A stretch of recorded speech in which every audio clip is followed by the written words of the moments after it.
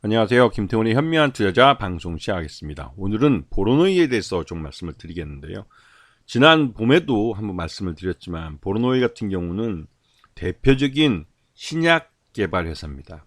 그리고 특히나 신약을 개발해서 중간에 전임상을 지나고 임상 1상 단계 정도에서 이 신약 후보 물질들에 대한 라이센스 아웃을 5건이나 성공시킨 이 경험이 있는, 즉 기술 수출을 해본 경험이 있는 그런 회사이기도 하죠.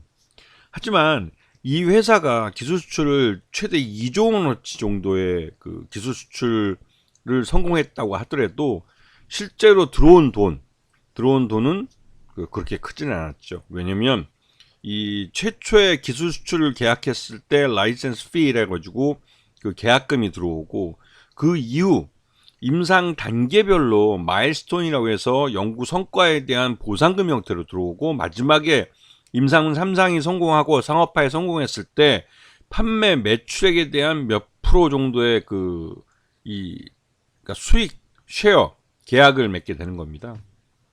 그러니까 아직까지는 이 전임상이나 임상 1상 단계에서 라이센스 아웃을 했기 때문에 계약금 규모가 그렇게 크지는 않죠.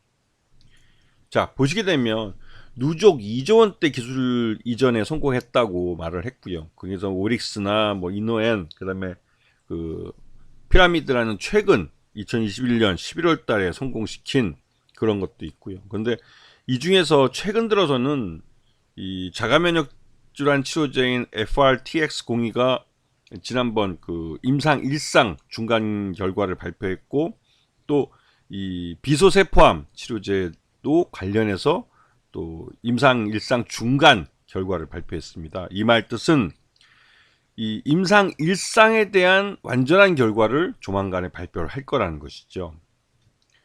자, 이러한 라이센스 아웃에 대한 기술 이전 경험을 갖고 있다는 건 이런 신약 개발 회사로서는 굉장히 큰 자산을 갖고 있는 겁니다.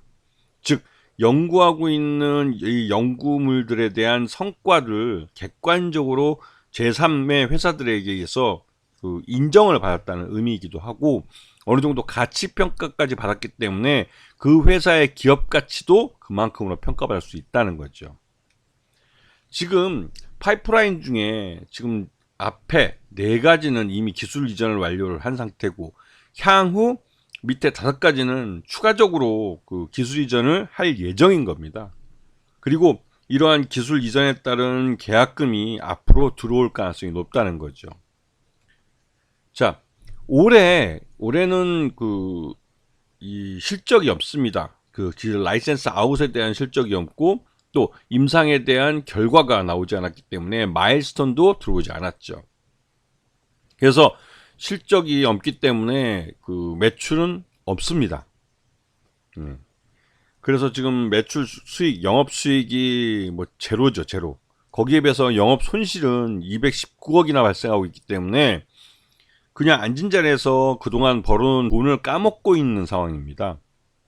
바이오 업체들 중에서는, 특히 바이오 신약 개발 업체들에서는 일반적인 모습이긴 하지만 라이센스 아웃을 한 회사로서는 좀 치명적이라고 할 수가 있겠죠. 지금 최대주주는 전체 지분의 45.44%를 갖고 있어 다른 바이오 업체들보다는 굉장히 지분이 높은 회사입니다. 왜냐하면 상장할 때 공모한 자금 외에는 달리 그 유상증자들을 하지 않았고, 전환사채를 발행을 한 경우는 1회차와 2회차가 있는데 이 부분도 각각 주식으로 다 전환이 된 상태입니다. 그만큼 주가가 굉장히 높이 평가되어 있고 있는 상태죠. 지금 보로노이는 5만원대까지도 주가가 평가받고 있는데요. 지금 최근 들어서 비소세포 폐암 치료제에 대한 임상 1상 중간 결과를 이미 봄에 발표를 했고, 이제는 그 올해 새해 2024년에는 이 비소세포 폐암 치료제에 대한 임상 1상 결과가 나올 가능성이 높기 때문에, 그럴 경우 새로운 마일스톤이 또 들어올, 즉 기술 수출료의 중간 또 수수료가 들어올 수 있는 거죠. 그렇게 되면 보로노이는 또 매출이 발생하게 되는 겁니다.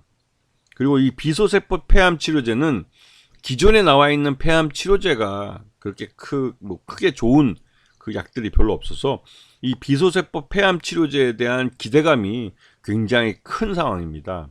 그래서 보르노이도 이 약에 대한 그 라이센스 아웃 이후 줄기차게 그 업데이트를 하고 있는데요. 이 보르노이가 개발하고 있는 비소세포 폐암 치료제에 대한 시장에서의 관심 또 기대감 굉장히 높은 상황입니다. 지금 시장은 그 우리나라 경기는 침체로 들어가고 있고 이 경기 침체 즉 시장 약세일 때 이 제약주와 바이오 신약 개발주는 일종의 경기 방어주와 또 이 시장에서의 도피처가 되고 있는 거죠.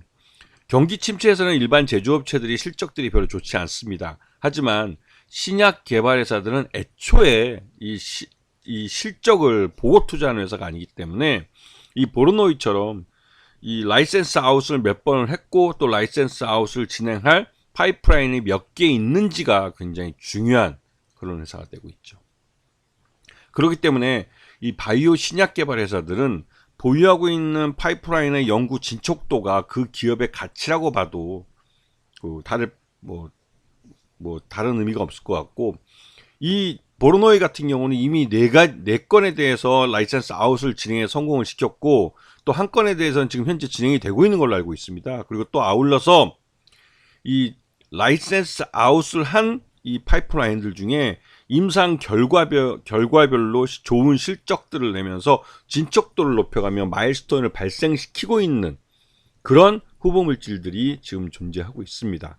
이게 다른 업체들과 굉장히 다른데요. 특히나 이제 한미약품 같은 경우는 1조 원대 라이센스 아웃을 성공시켰다고 했지만 결국 1, 2년 만에 그 후보 물질을 다시 반환받으면서 기존에 초기에는 그 받았던 계약금마저 토해낼 정도로 제대로 이제 라이센스 아웃에 대해서 경험들이 없었죠. 하지만 보르노이는 이 라이센스 아웃에 대한 풍부한 경험을 갖고 있고 애초에 처음부터 라이센스 아웃을 목표로 개발을 해온 그런 신약 개발 업체이기 때문에 이에 대해서는 나름대로 노하우를 갖고 있는 회사라고 평가될 수 있습니다. 그런 면에서 보르노이는 지금 같은 약세장에서 관심을 갖고 보셔야 될 그런 종목이 되고 있는 거죠. 아시겠습니까? 자, 오늘 방송 여기서 마치겠습니다. 감사합니다.